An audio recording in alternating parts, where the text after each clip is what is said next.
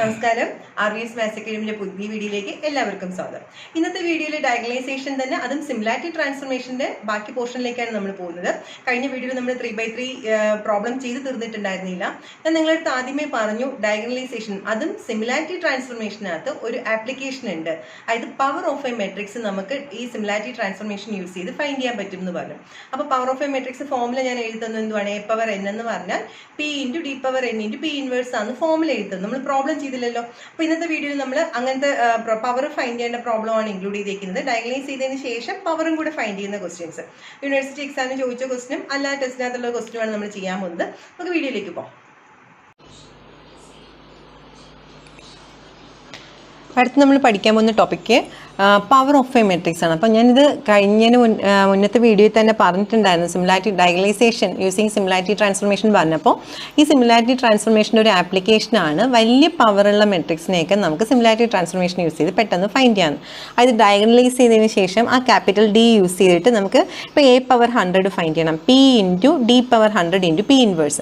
ഇതിനകത്ത് d എന്ന് പറഞ്ഞാലേ ഐഗൻ വാല്യൂസ് മാത്രമല്ലേ ഉള്ളൂ. അപ്പോൾ അതിൻ്റെ പവർ ഫൈൻഡ് ചെയ്യാൻ തന്നെ ഇപ്പോൾ a സ്ക്വയർ ആണ് ഫൈൻഡ് ചെയ്യേണ്ടത്. ഐഗൻ വാല്യൂസിൻ്റെ സ്ക്വയർ എഴുതിയാൽ മതി. a റൈസ് ടു 100 എന്ന് d പവർ 100 എന്ന് പറയുമ്പോൾ ആ ഐഗൻ വാല്യൂ റൈസ് ടു 100 അത് ചെയ്യാൻ എളുപ്പമാണ്. എന്നിട്ട് മൾട്ടിപ്ലൈ ചെയ്താൽ നമുക്ക് a റൈസ് ടു 100 ഈസി ആയിട്ട് കിട്ടും. അപ്പോൾ ഡയഗണലൈസ് ചെയ്യുന്ന ആ കുറച്ച് സ്റ്റെപ്പ് മാത്രമേ, അതും വലിയ പ്രയാസമല്ല, നമുക്ക് പെട്ടെന്ന് കിട്ടുന്നതാണ്.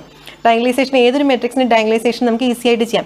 a റൈസ് ടു 100 അത്രയും ടൈം ഒരു 80 പ്രാവശ്യം മൾട്ടിപ്ലൈ ചെയ്യുന്നതിനേക്കാളും ഈസിയാണ് എന്ത്, നമുക്ക് ഈ d ഫൈൻഡ് ചെയ്തതിന് ശേഷം a power n = p × d power n × p inverse എന്നുള്ള ഫോമിൽ പവർ ഫൈൻഡ് ചെയ്യണം.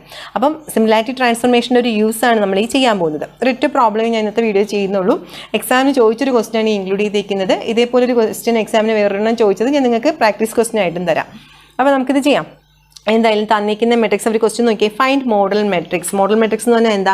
p ഫൈൻഡ് ചെയ്യാൻ അവർ ചോദിച്ചിരിക്കുന്നത്. Which transform the matrix capital A to diagonal form. അപ്പോൾ കഴിഞ്ഞ വീഡിയോയിൽ നമ്മളെ ക്വസ്റ്റ്യനിലും അങ്ങനെ ഉണ്ടായിരുന്നു. ഡയഗണലൈസിബിൾ ആണെങ്കിൽ ആ ഡയഗണലൈസിബിൾ ആവാൻ കാരണമായ മെട്രിക്സ് ഫൈൻഡ് ചെയ്യാൻ, അതായത് model matrix capital P find ചെയ്യാൻ മാത്രമാണ് അവിടെ ചോദിച്ചിരുന്നത്. p വരെ ഫൈൻഡ് ചെയ്ത് നിർത്തിയാലും മതിയായിരുന്നു. പക്ഷേ ആ പ്രോബ്ലത്തിൽ ഞാൻ ഡയഗണലൈസ് ചെയ്തും കൂടി നിങ്ങൾക്ക് കാണിച്ചു തന്നിട്ടുണ്ടായിരുന്നു. അപ്പോൾ ഇവിടെ എന്തൊക്കെയാണ് ചോദിച്ചിരിക്കുന്നത് നോക്കാം. Find model matrix P which transform the matrix capital A to diagonal form.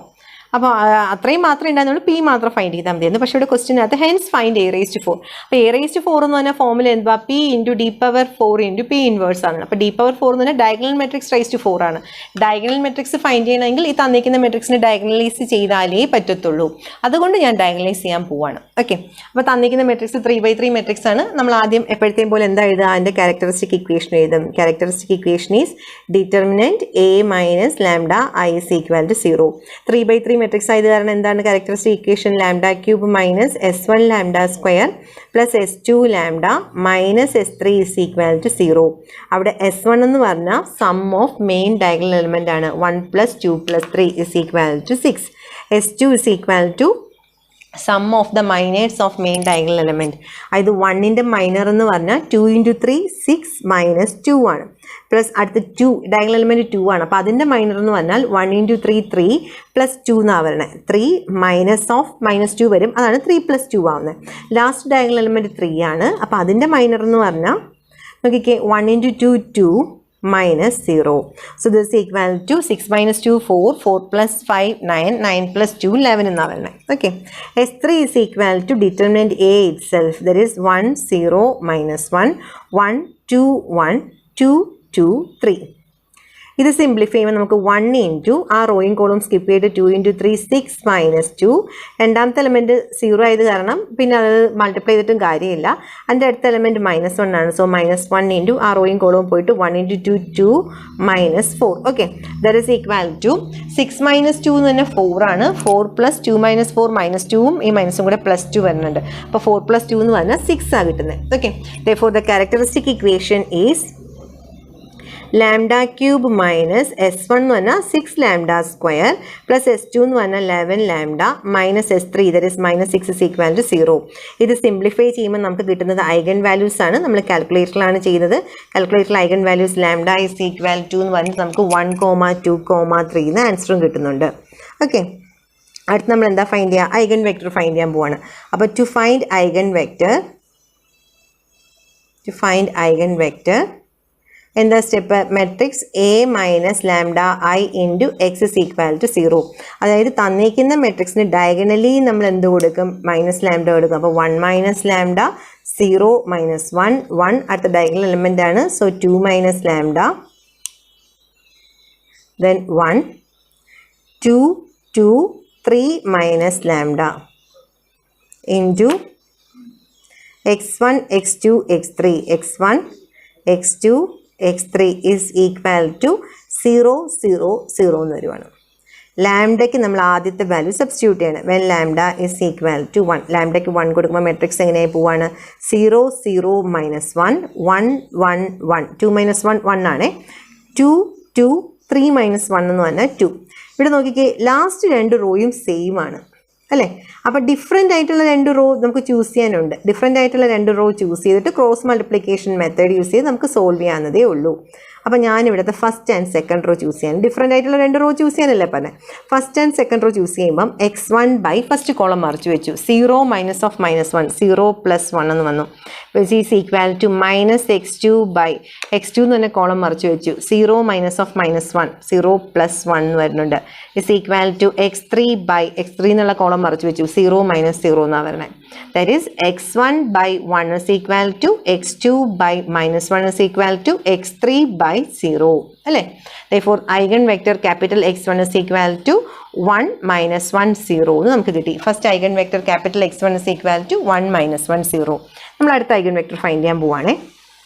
When lambda is equal to അടുത്ത വാല്യൂ ലാംഡ ഈക്വൽ ടു 2 അടുത്ത ഐഗൺ വാല്യൂ ഞാൻ സബ്സ്റ്റിറ്റ്യൂട്ട് ചെയ്ത് മെട്രിക്സ് എഴുതിയിട്ടുണ്ട്.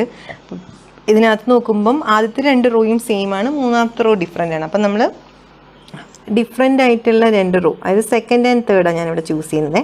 സെക്കൻഡ് ആൻഡ് തേർഡ് ചൂസ് ചെയ്യുമ്പം x1 ബൈ നോക്കിക്കേ 0 minus 2 എന്ന് വരുന്നുണ്ട്. Is equal to minus x2 by second and തേർഡല്ലേ ചൂസ് ചെയ്തത്, 1 മൈനസ് 2 എന്നാണ് വരുന്നത്. Is equal to x3 by ആ കോളം മറിച്ച് വയ്ക്കുമ്പോഴേക്കും 2 മൈനസ് 0 എന്നാണ് വരുന്നത്. Okay, there is x1 by minus 2 is equal to x2 by 1 is equal to x3 by 2. Therefore eigenvector x2 is equal to minus 2 1 2 എന്ന് കിട്ടി. അടുത്ത് നമുക്ക് ലാംഡയ്ക്ക് സബ്സ്റ്റിറ്റ്യൂട്ട് ചെയ്യേണ്ട വാല്യൂ ലാംഡയ്ക്ക് 3 ആണ് സബ്സ്റ്റിറ്റ്യൂട്ട് ചെയ്യുന്നത്. So when lambda is equal to 3 substitute ചെയ്യുമ്പോൾ കിട്ടുന്ന matrix minus 2 0 minus 1,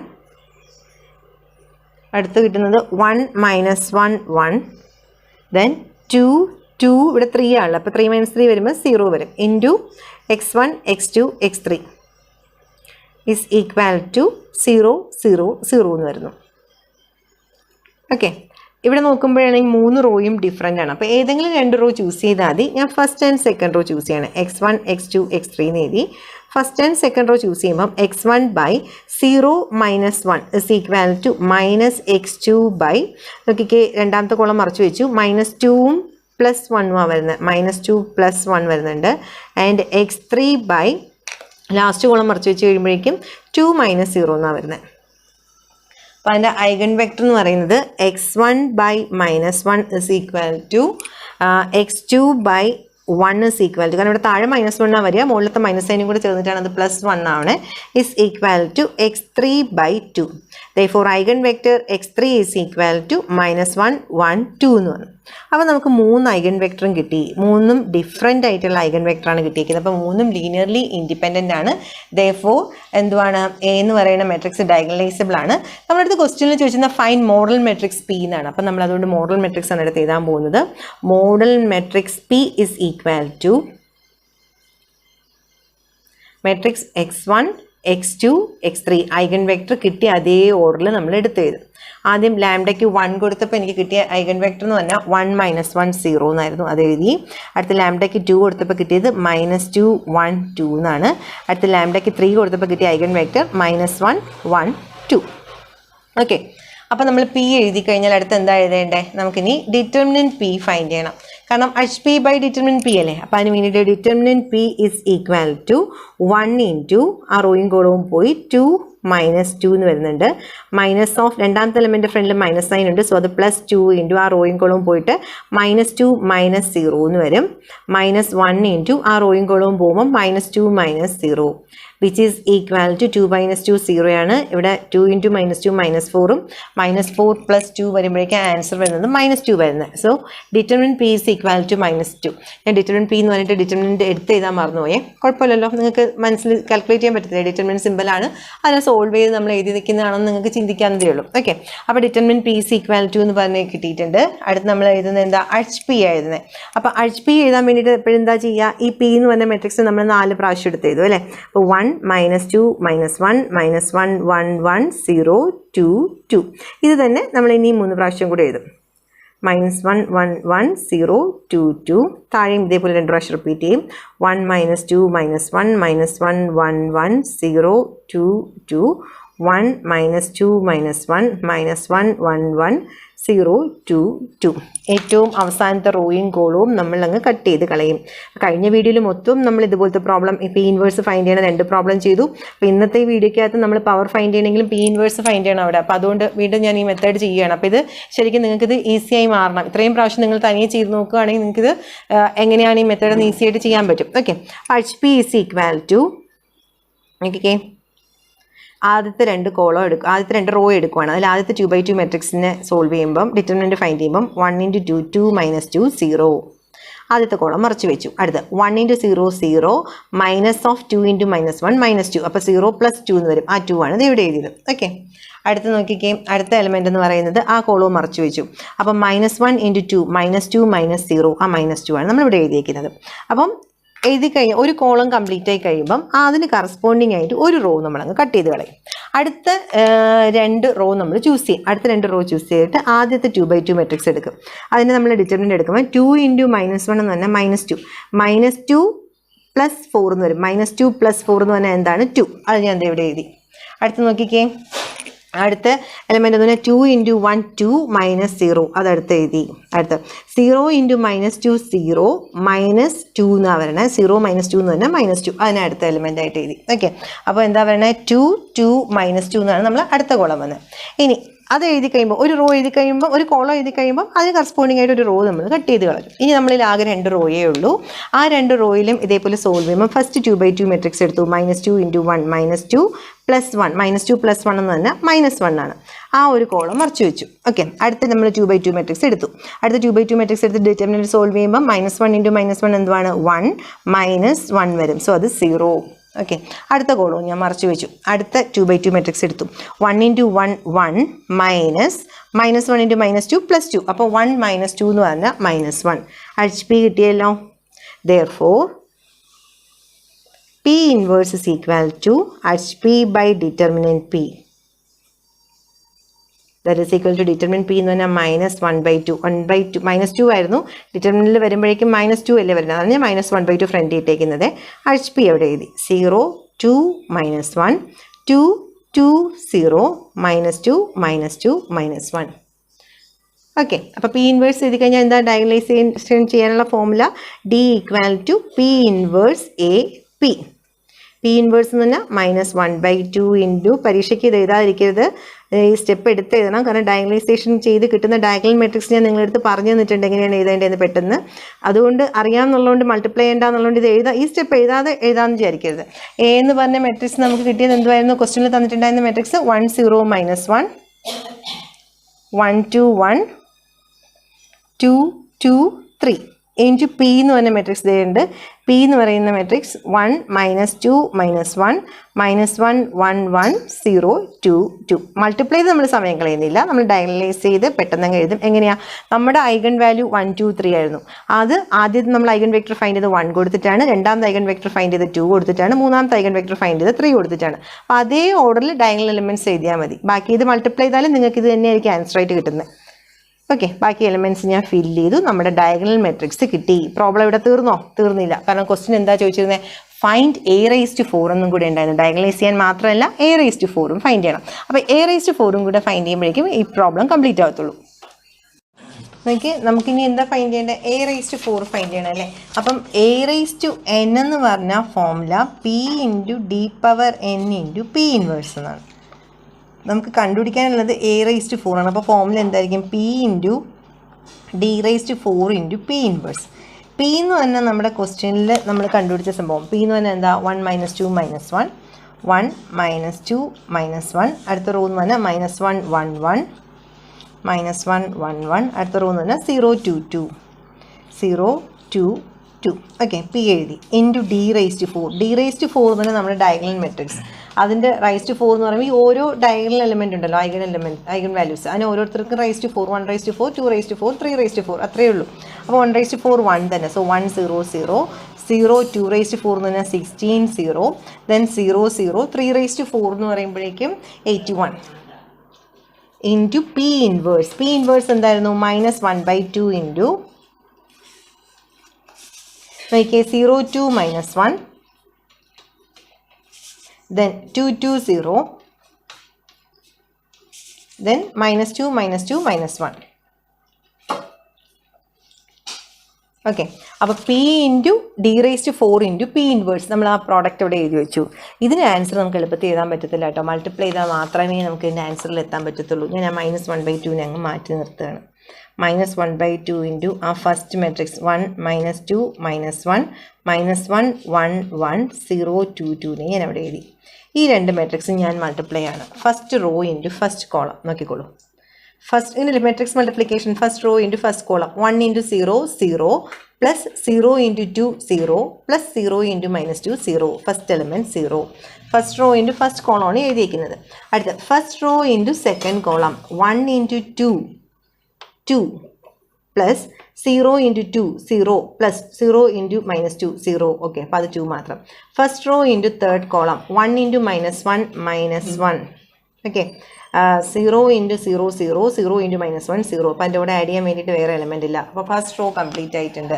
ഇനി second row into first column നോക്കുമ്പം 0 into 0 0 plus 16 into 2 32 plus 0 into -2 0 അപ്പോൾ ആ 32 മാത്രമേ ഇവിടെ വരത്തുള്ളൂ okay second row into third column 0 into 2 0 16 into 2 32 plus 0 into -2 0 അപ്പോൾ ആ 32 ഇവിടെ എഴുതി second row into third column 0 into 0 0 16 into 0 0 0 എനിക്ക് second row into third column ഒന്നുകൂടെ പറയാം 0 ഇൻറ്റു -1 0 16 ഇൻറ്റു 0 0 0 ഇൻറ്റു -1 0 അപ്പോൾ ലാസ്റ്റ് എലമെൻറ്റ് 0 ആയി പോവാം അടുത്ത third row into first column 0 into 0 0 0 into 2 0 81 into -2 എന്ന് പറഞ്ഞാൽ -162 ആ ഒരു എലമെൻറ്റ് മാത്രമേ വരുന്നുള്ളൂ third row into second column 0 into 0 0 0 into 2 0 0 into 2 0 0 into 2 0 ഈ രണ്ടും 0 ആയി അടുത്ത 81 ഇൻറ്റു -2 -162 അത് മാത്രമേ ഇവിടെ വരുന്നുള്ളൂ third row into third column 0 into -1 0 0 into 0 0 81 into -1 -81 okay അപ്പോൾ നമ്മൾ ഈ രണ്ട് മെട്രിക്സും കൂടെ മൾട്ടിപ്ലൈ ചെയ്താണ് എഴുതിയിരിക്കുന്നത് മെട്രിക്സ് മൾട്ടിപ്ലിക്കേഷൻ ഒരിക്കലും മറക്കരുത് റോ ഇൻറ്റു കോളം എന്നുള്ള രീതിയിൽ ഓക്കെ കറസ്പോണ്ടിങ് എലമെൻറ്റ് മൾട്ടിപ്ലൈ ചെയ്ത് ആഡ് ചെയ്ത് അടുത്ത കറസ്പോണ്ടിങ് എലമെൻറ്റ് മൾട്ടിപ്ലൈ ചെയ്യുന്നു ആഡ് ചെയ്യുന്നു അങ്ങനെ ഇനി അടുത്ത് ഈ രണ്ട് റോയും തമ്മിൽ നമുക്ക് മൾട്ടിപ്ലൈ ചെയ്ത് നോക്കാം -1/2 into first row into first column okay 1 into 0 0 -2 into 32 -64 അടുത്ത -1 ഇൻറ്റു -162 പ്ലസ് 162 ഇപ്പോൾ first row into first column കഴിഞ്ഞു first row into second column നോക്കാം 1 into 2 2 -2 into 32 -64 -1 into -162 plus 162 first row into third column 1 into -1 -1 -2 into 0 0 -1 into -81 എന്ന് പറഞ്ഞാൽ plus 81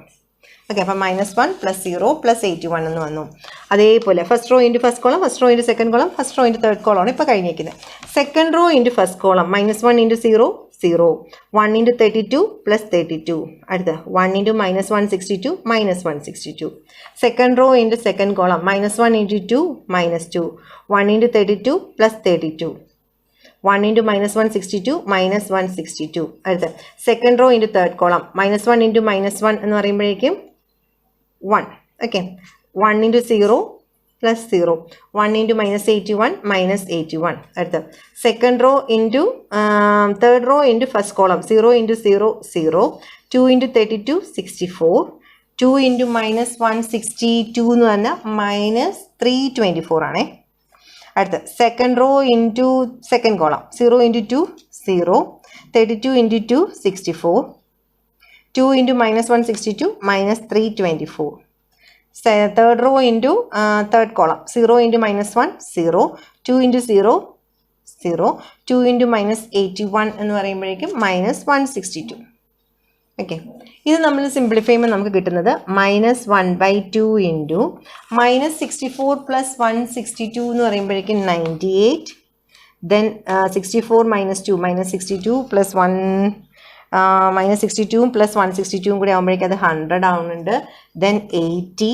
അടുത്ത element ആണ് 32 - 162 -130. അതേപോലെ തന്നെ അടുത്ത എലമെൻറ്റും വരണം -130. ഞാൻ ഇത് എഴുതിയപ്പോൾ ഒരു ചെറിയ മിസ്റ്റേക്ക് വന്നില്ലേ? കാരണം 32 - 162 -130 -2 ആകുമ്പോൾ -132 വരുന്നുണ്ട്. അപ്പോൾ ഞാനത് എഴുതിയപ്പോൾ ഒരു മിസ്റ്റേക്കാണ് വന്നത്. അടുത്ത ഇവിടെയാണെങ്കിൽ -18 എന്നാണ് അടുത്ത എലമെൻറ്റ് വരുന്നത്. ദെൻ ഇത് 260 -260. പിന്നെ അടുത്ത 64 ഇത് -260 തന്നെയാണ്. ദെൻ -162. ഓക്കെ, ഇപ്പോൾ ഒരു കാര്യം ശ്രദ്ധിച്ചായിരുന്നു, -1/2 ഫ്രണ്ട് നിൽക്കുക. ഈ -1/2 ഇതിൽ ഓരോ റോയായിട്ട് നമ്മൾ ഇവിടെ വെച്ച് നമുക്ക് വേണമെങ്കിൽ ആൻസർ നിർത്താം, അല്ലെങ്കിൽ -1/2 കൂടെ അകത്തേക്ക് മൾട്ടിപ്ലൈ ചെയ്താൽ നമുക്ക് ഇതിൻ്റെ ആൻസർ എങ്ങനെ വരും? 98/-2 എന്ന് പറയുമ്പോഴേക്കും അത് -49. 100/-2 എന്ന് പറയുമ്പോഴേക്കും -50. 80/-2 എന്ന് പറയുമ്പോഴേക്കും അത് -40. -130/-2 എന്ന് പറയുമ്പോഴേക്കും 65. -132/-2 എന്ന് പറയുമ്പോഴേക്കും 66. ദെൻ -80/2 -2 എന്ന് പറയുമ്പോഴേക്കും അത് 40. ഓക്കെ, ദെൻ -260/-2 എന്ന് പറയുമ്പോഴേക്കും 130. അടുത്തതും അപ്പോൾ 130 തന്നെ. -162/-2 എന്ന് പറഞ്ഞാൽ 81. ഇതാണ് നിങ്ങളുടെ A⁴ എന്ന് പറയുന്നത്. A⁴ ആൻസറാണ്. നമ്മൾ A⁴ എന്നൊക്കെ പറയുന്നത് നമുക്ക് A² ഫൈൻഡ് ചെയ്തിട്ട് A² × A² ആയിരിക്കും ചിലപ്പോൾ എളുപ്പം. പക്ഷേ എന്തുവാണ്, നമുക്ക് വലിയ വലിയ പവർ വരുമ്പം A⁴100 അങ്ങനത്തെയൊക്കെ പവർ വരുമ്പം ശരിക്കും ഇങ്ങനത്തെ മൾട്ടിപ്ലിക്കേഷനാണ് കുറച്ചുകൂടെ ഈസി.